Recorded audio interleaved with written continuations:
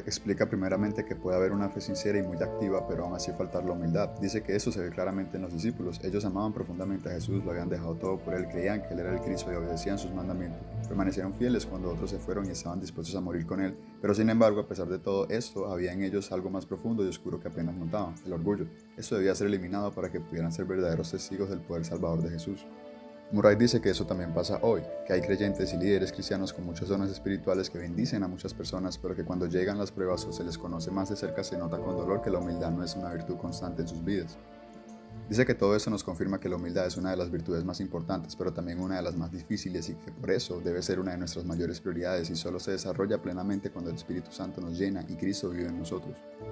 En segundo lugar, Murray explica que ninguna enseñanza externa ni el esfuerzo personal pueden vencer el orgullo ni producir un corazón verdaderamente humilde. Dice que los discípulos pasaron 3 años aprendiendo directamente de Jesús. Él les dijo claramente que la lección principal era aprender de su mansedumbre y humildad. Les habló muchas veces de la humildad como el único camino para agradar a Dios y les mostró ese camino con su propia vida. Sirvió a otros, se hizo siervo y hasta les lavó los pies. Sin embargo, nada de eso fue suficiente. Incluso en la última cena, los discípulos seguían discutiendo quién sería el más grande, que aunque intentaron cambiar y se esforzaron por hacerlo mejor, no pudieron vencer el orgullo por sí mismos. Murray dice que esto nos muestra que ni las mejores enseñanzas, ni los mejores ejemplos, ni el mayor esfuerzo humano pueden vencer el orgullo, que solo cuando Cristo vive en nosotros y nos da una nueva naturaleza, su humildad puede reemplazar la nuestra y transformarnos de verdad. En tercer lugar, dice que solo podemos llegar a ser verdaderamente humildes cuando Cristo vive en nosotros. Comenta que el orgullo lo heredamos de Adán, pero la humildad debemos recibirla de Cristo. Que el orgullo nos domina porque forma parte de nuestra naturaleza y que de la misma manera la humildad debe llegar a ser parte de quienes somos. Que así como nos resulta natural ser orgullosos, también puede llegar a ser natural vivir en humildad cuando Cristo obra en nosotros. Murray comenta que todo lo que Jesús enseñó a sus discípulos y todos sus intentos fallidos por cambiar los prepararon para el momento en que Él entraría a vivir en ellos con poder, que eso ocurrió en Pentecostés. Allí se completó todo el proceso, lo que Jesús había sembrado con su enseñanza fue transformado por el poder del Espíritu Santo. Dice que las vidas y los escritos de Jacobo, Pedro y Juan muestran que fueron totalmente cambiados y que el Espíritu de Jesús manso y humilde pasó a gobernar sus vidas. Murray nos dice que pidamos a Dios que otros dones no nos distraigan y que no ignoremos que la falta de la humildad es muchas veces la razón por la que su poder no obra con plenitud en nosotros y que solo cuando reconocemos, como lo hizo Jesús, que no podemos hacer nada por nosotros mismos es cuando Dios puede hacerlo todo. Murray muestra su aprecio a este versículo diciendo que es un pensamiento solemne, que nuestro amor a Dios será medido por nuestra relación diaria con las personas y por el amor que manifestamos hacia ellas, y que nuestro amor a Dios resultará ser una ilusión si su verdad no se demuestra al pasar la prueba de la vida cotidiana con nuestros semejantes. Dice que así también sucede con nuestra humildad, que es fácil pensar que nos humillamos delante de Dios, pero la humildad hacia los hombres será la única prueba suficiente de que nuestra humildad delante de Dios es real. Añade diciendo que la única humildad que verdaderamente nos pertenece no es la que intentamos mostrar delante de Dios en la oración, sino la que llevamos con nosotros y practicamos en nuestra conducta diaria, que las pequeñas cosas de la vida cotidiana son de importancia eterna, porque revelan cuál es realmente el espíritu que nos gobierna y que es en el momento más descuidado cuando verdaderamente mostramos y vemos lo que somos. Agrega que la humildad delante de Dios no es nada si no se prueba en humildad delante de los hombres. Menciona que esto mismo se ve en la enseñanza de Pablo. A los romanos les escribe: ámense los unos a los otros con amor fraternal, respetándose y honrándose mutuamente. No tengan más alto concepto de sí mismo que el que deben de tener. No sean arrogantes y no dispónganse a relacionarse con gente humilde. A los corintios les habla del amor y no hay amor sin humildad como raíz, diciendo: el amor no es orgulloso ni jactancioso, no busca lo suyo, no se irrita fácilmente. A los gálatas le dice: más bien sírvanse los unos a los otros con amor, no busquemos la vanagloria, provocándonos y enviándonos unos a otros. A los efesios les exhorta: vivan con toda humildad y mansedumbre, con paciencia, soportándose unos a otros con amor, sométanse unos a otros por reverencia a Cristo. A los filipenses les escribe: no hagan nada por egoísmo o vanidad, más bien con humildad, consideren a los demás como superiores a ustedes mismos. La actitud de ustedes debe ser como la de Cristo, quien, siendo por naturaleza Dios, se rebajó a sí mismo haciéndose obediente hasta la muerte. Y a los colosenses les dice: revístanse de profunda compasión, bondad, humildad, mansedumbre y paciencia, así como el Señor los perdonó, perdonen también ustedes.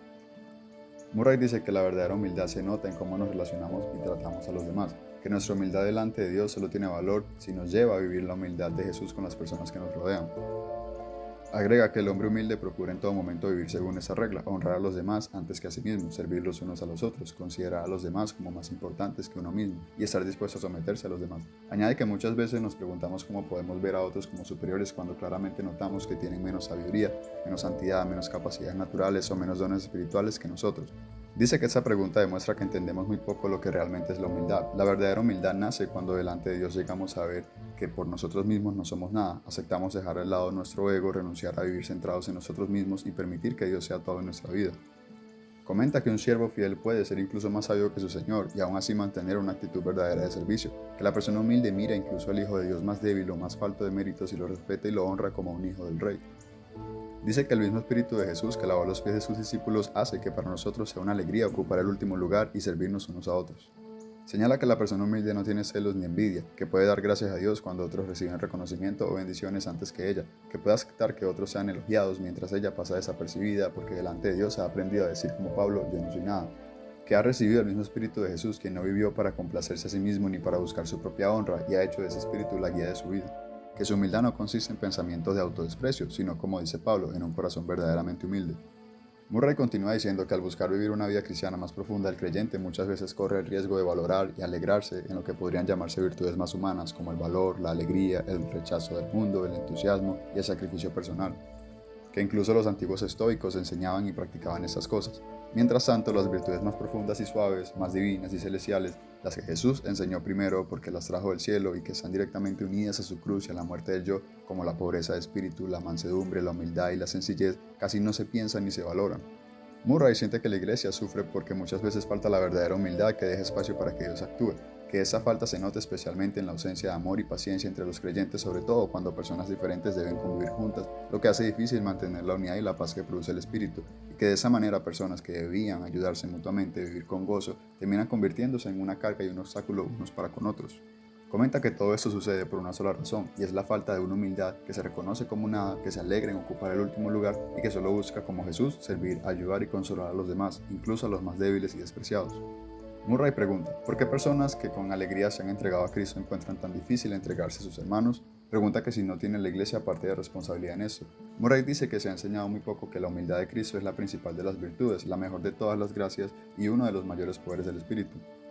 Nos dice que aprendamos a ver a cada hermano que nos incomoda o nos pone a prueba como un medio de gracia que Dios usa como una herramienta suya para limpiarnos y para ejercitar la humildad que Jesús, nuestra vida, hace crecer dentro de nosotros.